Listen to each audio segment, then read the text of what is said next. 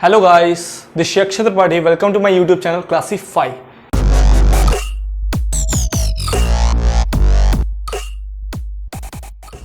ये सीरीज चल रही है इलेक्ट्रोस्टैटिक्स की सीरीज। इसमें हम लोग डिस्कस कर चुके हैं इलेक्ट्रिक चार्ज के बारे में। फुल फ्लैश्ड वीडियो हमने बनाया था, कूलम्ब्स लॉ को अच्छे से डिस्कस किया था, vector form of Coulomb's law and principle of superposition. मतलब कि ना बहुत सारे चार्जेस दिए गए हों तो उनके ऊपर आपस में फोर्सेस कैसे लग रहे हैं, उस चीज को हम लोग देख चुके हैं। उनका वीडियोस मैं आपको डिस्क्रिप्शन में दे दूंगा, आप उनको जरूर देख लीजिएगा। आज का टॉपिक है हमारा इलेक्ट्रिक फील्ड क्या होती है। इलेक्ट्रिक फील्ड बहुत इंपॉर्टेंट कॉन्सेप्ट है, इस चैप्टर को रिलेटेड देखा जाए तो बहुत इंपॉर्टेंट है। चलिए शुरू करते हैं। आज को ऐसे खोल देते हैं, इसके धागे खोल देते हैं इस चैप्टर के।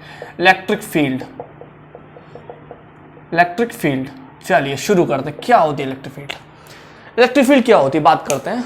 इलेक्ट्रिक फील्ड आपको समझने का सबसे अच्छा तरीका है कि आप मान लो कि आप एक किसी रीजन के गुंडा हो, आप इस एरिया के गुंडा हो। गुंडा हो तो जी से डिनोट किए जाओगे ना, ए से डिनोट किए जाओगे। गुंडा हो इस जी से डिनोट किए जा रहे हो। तो गुंडा होने का क्या मतलब है? आपका इस रीजन में प्रभाव है, आपका इस रीजन में, इस इलाके में आपका दमंगई, आपका इस एरिया में आपको कोई ना, मतलब आप जो बोलोगे आपका वो बात मानी जाएगी। इस एरिया में आपका इफेक्ट है, इस एरिया में आपका प्रभाव है। उसी तरीके से अगर यहाँ पे कोई आता है तो वो आपसे भाई हमारा ये काम करवा दो, भैया ये हमारा काम करवा दो, तो क्या आपका फोर्स है ना, आपका एक अट्रैक्शन बनना है कि हाँ हम हैं इस एरिया में, हम हैं तो हम ही हैं। तो आपका एक प्रभाव है इस पूरे एरिया। लेकिन इस एरिया के बाहर तो आपका प्रभाव धीरे धीरे कम हो रहा है या तो है ही नहीं, ये हो सकता है। उसी तरीके से इलेक्ट्रिक फील्ड को कैसे डिफाइन किया गया एक चार्ज के लिए।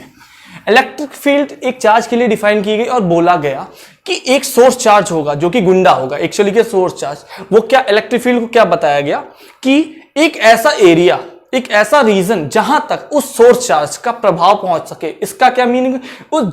जहां तक वो अपना फोर्स ऑफ अट्रैक्शन रख सकते हैं। चार्जेस के केस में बोलोगे उसका force of attraction, electrostatic force जो लगाता है उसका अट्रैक्शन वो कहां तक है, जिस एरिया तक है। वो एरिया बहुत छोटा भी हो सकता है, बहुत बड़ा भी हो सकता है, बहुत से बहुत बड़ा भी हो सकता है, इनफाइनाइट हो सकता है। वो डिपेंड करता है चार्ज किस तरीके का है, क्या कुछ भी है आपका।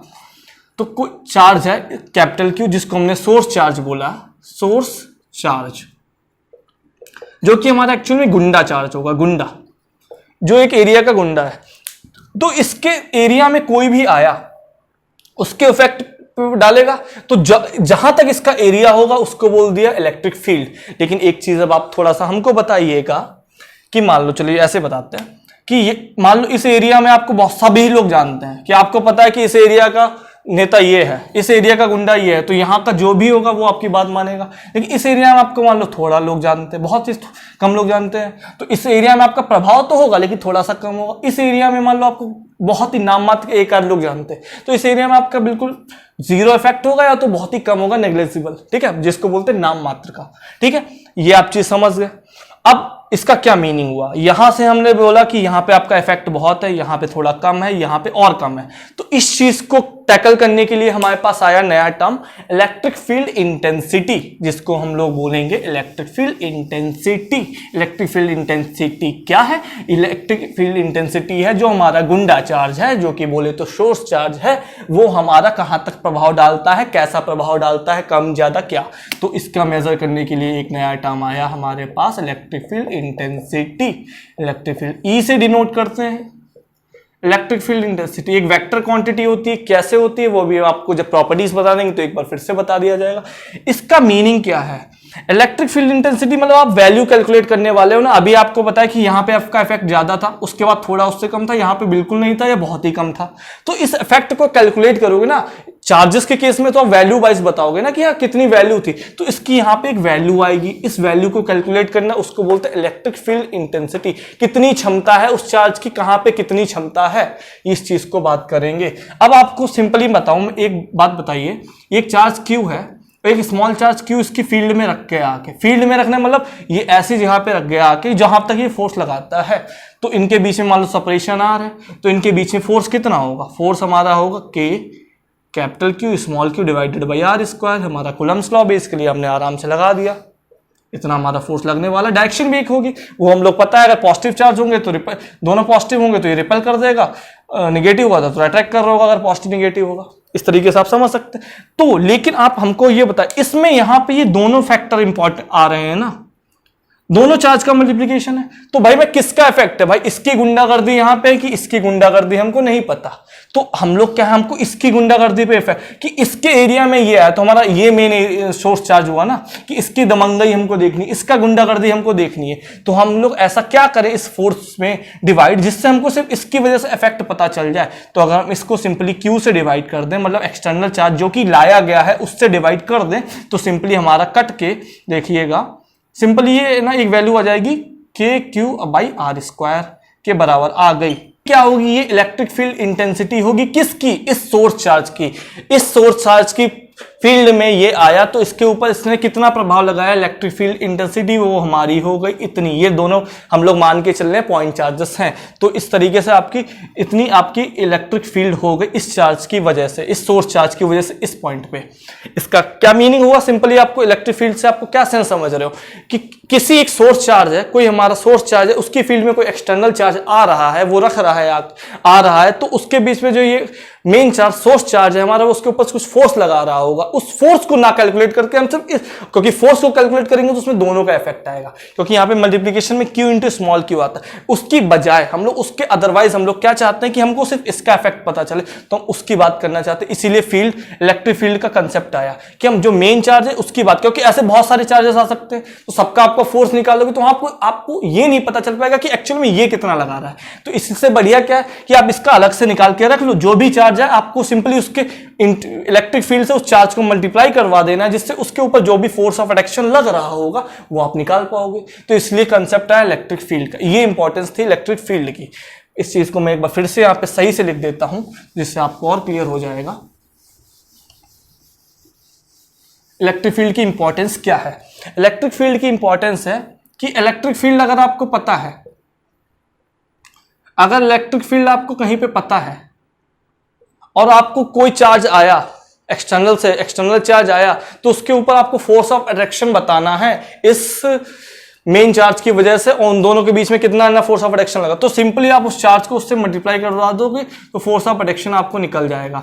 लेकिन अगर आपको फोर्स ऑफ अट्रैक्शन दोनों के बीच में पता है, एक मान लो एक और पेयर आ गया तो उनके बीच में पता है, तो आप ये नहीं तब भी बता पाओगे कि उसके सिर्फ जो मेन सोर्स चार्ज होगा उसकी वजह से कितनी फील्ड होगी। तो इस चीज को आप नहीं बता सकते। इसके उल्टा चलेंगे कि आपको इसकी फील्ड के बारे में आइडिया है, तो कोई भी चार्ज आता है तो उसके ऊपर आपको फोर्स उनके बीच में निकालना है, तो आप सिंपली उस चार्ज की वैल्यू को उससे मल्टीप्लाई कर देंगे तो आपका सिंपली ये निकल आएगा।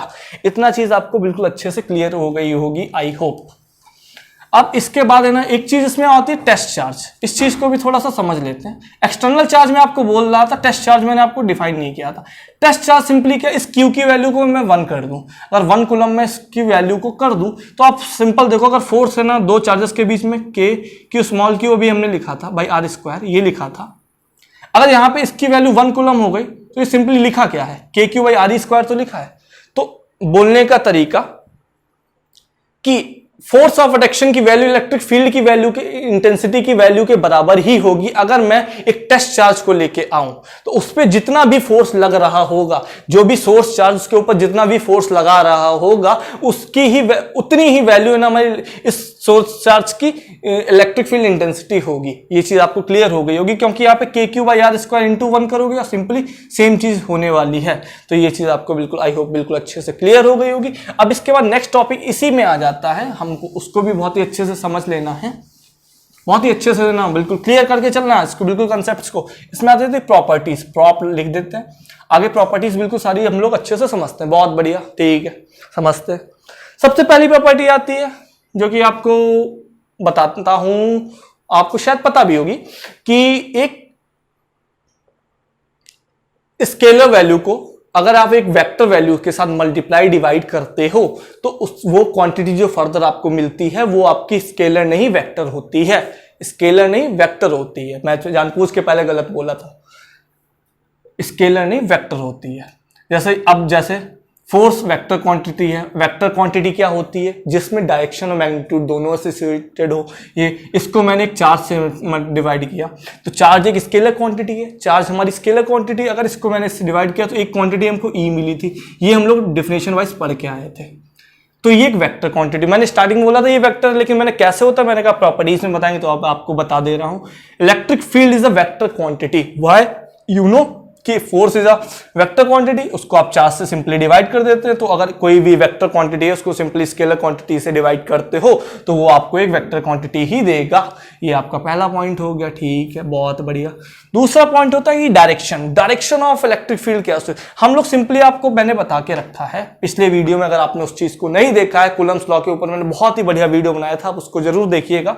इस चीज के लिए बिल्कुल क्लियर करने, रटाया बिल्कुल है ही नहीं मैंने इस चीज को तभी, कि दो चार्जेस हैं, मान लो कैपिटल क्यू स्मॉल क्यू, दोनों अगर पॉजिटिव, मैंने बताया था उस वीडियो में कि इन दोनों कूलम लॉ में जो फोर्स लगता है अलोंग द लाइन ज्वाइनिंग लगता है, बिल्कुल लगता है, ठीक है सर भैया, बहुत अच्छी बात है, बिल्कुल लगता है।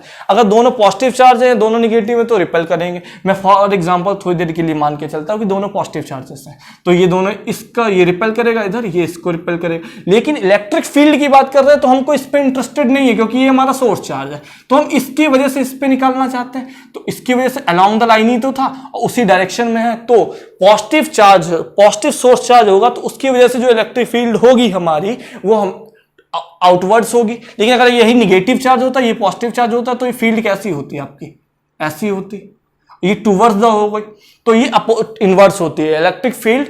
निगेटिव चार्ज अगर सोर्स चार्ज आपका बन जाए तो इलेक्ट्रिक फील्ड इनवर्स आ जाती है, अगर पॉजिटिव चार्ज सोर्स चार्ज है तो वो आपकी इलेक्ट्रिक फील्ड आउटवर्ड्स हो जाती है। ये आपको समझ गए होंगे, अलोंग द लाइन ज्वाइनिंग वाला कंसेप्ट आपको पता ही है, फोर्सेस कैसे क्या करते हैं, ठीक है, बहुत बढ़िया। दो आपके पॉइंट डायरेक्शन वाला भी क्लियर हो गया, ठीक है। तीसरा पॉइंट, इसकी यूनिट क्या होती है इलेक्ट्रिक फील्ड की, ये भी बहुत ही सिंपल है, आप तो अच्छे।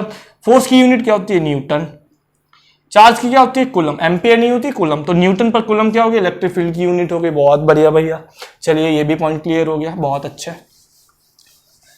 फोर्थ पॉइंट आपको समझ आना चाहिए, जो कि ना 11th क्लास के बेसिकली ना आपको पता होगा, अगर नहीं पता होगा तो मैं बताऊंगा। डायमेंशनल फॉर्मूला कैसे निकालते हैं किसी का, डायमेंशनल इलेक्ट्रिक फील्ड का निकालना है, फोर्स बाय चार्ज, ये है हमारी इलेक्ट्रिक फील्ड। तो हमको डायमेंशनल फार्मूला निकालना है। डायमेंशनल इसका फार्मूला क्या है, तो मैंने आपको एक डायमेंशनल फार्मूला का फुल वीडियो बना चुका हूं, उसको आप देख सकते हो, उसमें मैंने पूरा कंसेप्ट समझा के रखा है। यहाँ पे हालांकि मैं थोड़ा सा आपको समझाऊंगा, उसमें आप पूरा अच्छे से, अगर आपको नहीं समझ आ रहा है तो आप उस वीडियो को देखेंगे तो आपको बहुत ही ईजी लगेगा, कुछ नहीं है इसमें। फोर्स कैसे देख सकते हो, ml/t-2, mass into acceleration, mass into acceleration, ठीक है। चार्ज क्या होता है, ampere into time. Current into time, current को है ना एम्पियर से करते हैं, टी मैं कह दो कूलम से, क्यों, क्योंकि ये फंडामेंटल क्वांटिटी, 7 फंडामेंटल क्वांटिटी होती है, उनमें से ही डिनोट कर सकते हो डायमेंशनल फार्मूला लिखने के लिए। तो कूलम एक डायमेंशनल, कूलम को भी ब्रेक करो उसके डायमेंशनल फार्मूला में, तो एम्पियर इंटू करंट आ जाएगा। तो यहाँ पे आप नीचे कूलम, ये जो चार्जेस की यहाँ पे ampere current into current time लिखेंगे, तो यहाँ पे आ जाएगा ml/t-3, टी को ऊपर लेके गए तो -3 हो जाएगा, a-1। तो ये आ गया हमारा डायमेंशनल फार्मूला इलेक्ट्रिक फील्ड का, नोट कर सकते हैं। अगर आपको कोई भी दिक्कत आती है तो मैं आपको रिकमेंड करूंगा, आप वीडियो जरूर देख लें, मैं उसको लिंक में डिस्क्रिप्शन में उसकी लिंक दे दूंगा आपको, ठीक है। 5वां पॉइंट हम लोग पकड़ लेते हैं, ये पॉइंट आपको क्लियर हो गया होगा, बहुत ही अच्छे से समझ आ गया होगा, आई होप। हमने बताया था लास्ट वीडियो में जब हम लोग डिस्कस कर रहे थे कूलम्स लॉ, वहां पे मैंने बोला था कि प्रिंसिपल ऑफ सुपरपोजिशन लगता है, मतलब कि जो नेट फोर्स लगाना है, मान लो बहुत सारे चार्जेस रखे, 4 चार्जेस का सिस्टम है यहाँ पे, हम लोग इस चार्ज पे इंटरेस्टेड है इनकी वजह से, तो हम लोगों का एफ नेट कितना होता था, एफ नेट हमारा होगा F1 plus F2 plus F3। F1 F2 F3 क्या है, थोड़ा इनके बारे में। F1 ने फोर्स लगाया, मान लो ये 1 है, ये 2 है, ये 3 है, ये 4 है, F1 ने लगाया F4 पे, F1 प्लस F2, ये F1 ये F2 ये F3 ये, इस नेट चार्ज पे हमने निकाला, तो ये हमारा नेट फोर्स आ गया। ये हमारा प्रिंसिपल ऑफ सुपरपोजिशन से मैंने बताया, ये ऐसे लिखा है। अगर मैं इनको इस चार्ज से डिवाइड करूं, मान लो इस चार्ज की वैल्यू Q थी, दोनों साइड Q से डिवाइड कर देता हूं, तो ये क्या आ जाएगा, F net upon Q, E net हो गया, क्योंकि इलेक्ट्रिक फील्ड की डेफिनेशन ही यही है। और ये क्या हो गया, F1 अपॉन Q, E1 हो गया। ये क्या हो, F2 बाई Q, E2 हो गया। F3 बाई Q क्या हो गया, E3 हो गया। याद रखिएगा, सोर्स चार्ज की जब आप फील्ड निकालते हो तो सोर्स चार्ज से डिवाइड नहीं करते हैं, फोर्स की वैल्यू को सोर्स चार्ज से नहीं, उसके एक्सटर्नल चार्ज से डिवाइड करते हैं। इनकी हम लोग ये E1 E2 E3 क्या है, इन फील्ड्स का प्रभाव है। इस चार्ज की वजह से यहाँ पे क्या फील्ड है, इस चार्ज की वजह से यहाँ पे क्या फील्ड है, इस चार्ज की वजह से क्या फील्ड है, उनका हम लोगों ने वेक्टर सम कर लिया। तो ये भी हमको क्या पता चल गया कि इलेक्ट्रिक फील्ड भी प्रिंसिपल ऑफ सुपरपोजिशन को फॉलो करती है। इलेक्ट्रिक फील्ड भी प्रिंसिपल ऑफ सुपरपोजिशन को फॉलो करती है। जैसे हमारा कुलम लॉ है ना, में ये फोर्स जब कैलकुलेट करते थे वो फॉलो करता है। लेकिन हाँ, इनका मीनिंग आपको थोड़ा सा क्लियर रखना है।